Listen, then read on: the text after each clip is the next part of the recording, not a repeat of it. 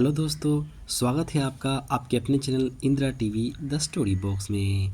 आज हम आपको एक खूबसूरत कहानी सुनाने जा रहे हैं जो गांव से संबंधित है। तो आइए इस खूबसूरत कहानी की शुरुआत करते हैं। कहानी का नाम है ईमानदारी का फल। एक गांव में एक लकड़हारा रहता था। उसका नाम रामलाल था। वो लकड़ियां काटकर अपना जीवन निर्वाह करता था। उसकी दिनचर्या सालों से ऐसी ही चल रही थी। वह बहुत गरीब था। दिन भर लकड़ियां काटने और बेचने के बावजूद उसका गुजारा बड़ी कठिनाई से हो पाता था। उसकी पत्नी और 2 बच्चे भी उसके इस काम में मदद किया करते थे। कठिन परिश्रम करने के बाद भी उसके अच्छे दिन आने की कोई आशा न थी, इसलिए वह बहुत दुखी रहता था। एक दिन लकड़हारा जंगल में बहती हुई एक नदी के बगल में लगे एक पेड़ की टहनी को काटने के लिए उस पर चढ़ा। वह 2 दिन से भूखा था। उस पेड़ की लकड़ी काटते समय लकड़हारे की कुल्हाड़ी नीचे गिर गई। तेजी से लकड़हारा पेड़ से उतरा और अपनी कुल्हाड़ी को ढूंढने लगा। उसे लगा कि नदी के आसपास उसकी कुल्हाड़ी गिरी होगी और ढूंढने पर मिल जाएगी। वास्तव में ऐसा कुछ नहीं, क्योंकि लकड़ी काटते समय कुल्हाड़ी सीधी फिसलकर नीचे तालाब में जा गिरी थी। वह नदी काफ़ी गहरी और तेज बहाव वाली थी। आधे से 1 घंटा तक लकड़हारा अपनी कुल्हाड़ी को ढूंढता रहा, लेकिन जब कुल्हाड़ी ना मिली तो उसे लगने लगा कि शायद कुल्हाड़ी नदी में जा गिरी है। अब उसकी कुल्हाड़ी उसे कभी वापस नहीं मिलेगी। लकड़हारा दुखी हो गया और अपने दुर्भाग्य पर आंसू बहाने लगा, क्योंकि उसके पास दूसरी कुल्हाड़ी खरीदने के पैसे नहीं थे। वह चिंतित हो गया कि अब अपने परिवार का पालन पोषण कैसे करेगा। अब वह अपनी स्थिति पर नदी के किनारे बैठकर रोने लगा। लकड़हारे की रोने की आवाज़ सुनकर वहाँ नदी के देवता आ गए। उन्होंने लकड़हारे से पूछा, बेटा क्या हो गया?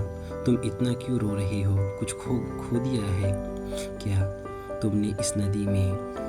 नदी के देवता के सवाल सुनते ही लकड़हारा ने उन्हें अपनी कुल्हाड़ी गिरने की कहानी सुना दी।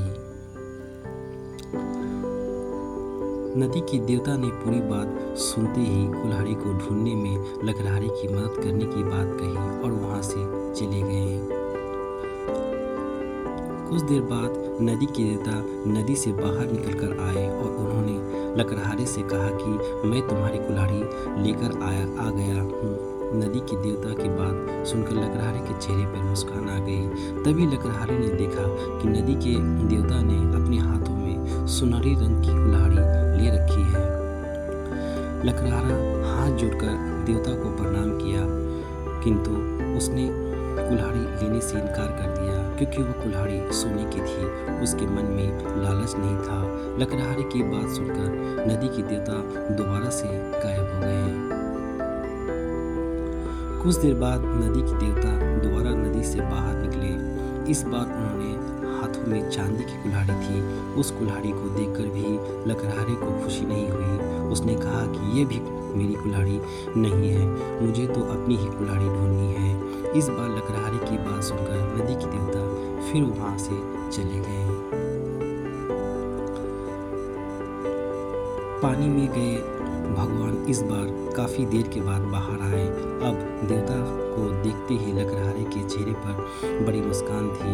उसने नदी के देव से कहा कि इस बार आपके हाथों में लोहे की कुल्हाड़ी है और लग रहा है कि यह कुल्हाड़ी मेरी है। ऐसी ही कुल्हाड़ी पेड़ काटते समय मेरे हाथ से नीचे गिर गई थी। आप ये कुल्हाड़ी मुझे दे दीजिए। लकड़हारे की इतनी ईमानदारी और निष्पाक मन को देखकर नदी के देवता को काफ़ी अच्छा लगा। उन्होंने लकड़हारे से कहा कि तुम्हारे मन में बिल्कुल भी लालच नहीं है। तुम्हारी जगह कोई और होता तो सोने की कुल्हाड़ी झट से ले लेता, लेकिन तुमने ऐसा बिल्कुल नहीं किया। चांदी की कुल्हाड़ी को भी तुमने लेने से इनकार कर दिया। तुम्हें सिर्फ अपनी लोहे की कुल्हाड़ी चाहिए थी। तुम्हारे इतने पवित्र और सच्चे मन में मैं काफ़ी प्रभावित हूँ। मैं तुम्हें उपहार में सोने और चांदी दोनों ही कुल्हाड़ी देना चाहता हूँ। तुम अपनी लोहे की कुल्हाड़ी के साथ इन्हें भी अपने पास अपनी ईमानदारी की तोहफे के तौर पर रख लो। देवता बहुत प्रसन्न हुए, उसे सोने चांदी और लोहे की कुल्हाड़ी दी, जिससे किसान कुछ ही समय में धनी बन गया और सुख से जीवन बिताने लगा। शिक्षा, लालच से दूर रहने का फल सदा अच्छा होता है।